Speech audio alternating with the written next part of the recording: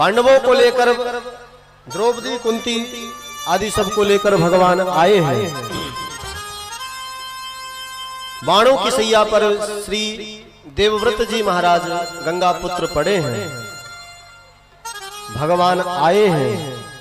भगवान को देखकर श्री पितामह अपने बाणों के इस पीड़ा को भूल गए और मुस्कुरा करके भगवान की तरफ देखकर मानो नजरों से इशारों में कहा हो, आना ही पड़ा आपको, नहीं रह पाए आप।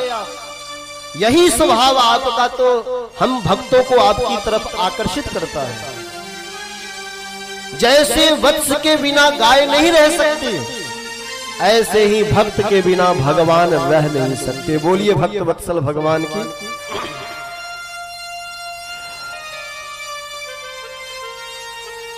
बड़े बड़े योगी, बड़े बड़े साधक, बड़े बड़े सिद्ध अपने मन, अपनी इंद्रियों को एकत्रित करके आप में लगाते हैं। क्यों लगाते हैं?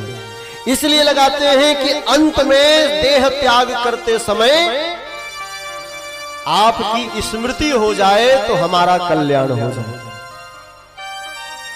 लेकिन प्रभु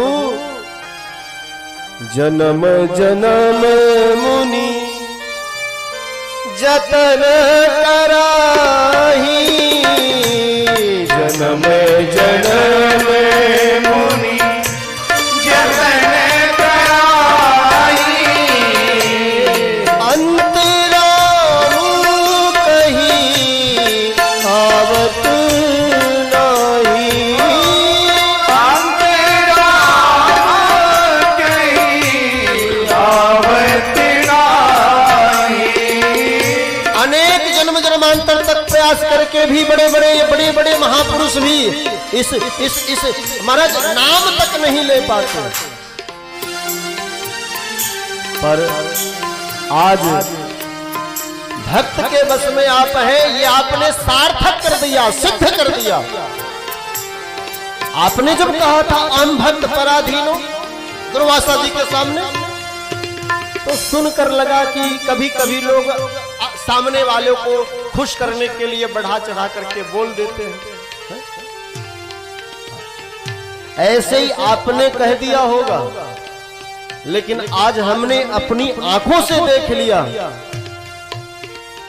कि मेरे इस जीवन के अंतिम वेला में, मेरे देह त्याग के इस समय पर आप दर्शन देने आए हैं। मेरे किस जन्म का कौन सा सुकृत है जिसके कारण ऐसा अवसर मेरे जीवन में प्राप्त हो रहा है, ये तो मुझे पता नहीं।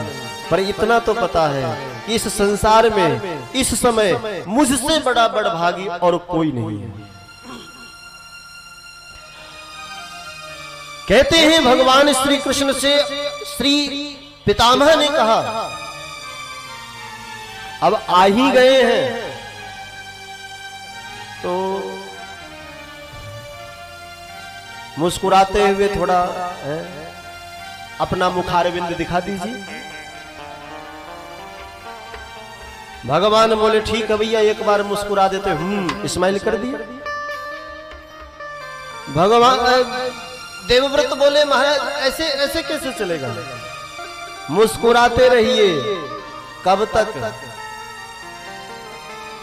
तो महाराज गंगा पुत्र बोले, जब तक मेरे शरीर से मैं प्राण न त्याग दूं तब तक। मैं जब तक शरीर त्याग न करूं तब तक आप मेरे सामने मुस्कुराते हुए खड़े रहिए। सदैव देवो भगवान प्रतीक्षिताम् कलेवरम यावदिदं हिनोम्यहम् प्रसन्नहासा ऋणलोचनो लसः मुखाम्बुजो ध्यान पथश्चतुर्भुजम्। पितामह ने कहा कि ऐसे मुस्कुराते हुए खड़े रहें जब तक मैं अपना देह त्याग न करूं। मतलब अब इस समय अंतिम स्थिति में मैं आपके इस प्रसन्न मुखारविंद का ही अवलोकन करना चाहता हूं, क्योंकि शास्त्र कहते हैं जन्मत मरत दुसह दुख हो।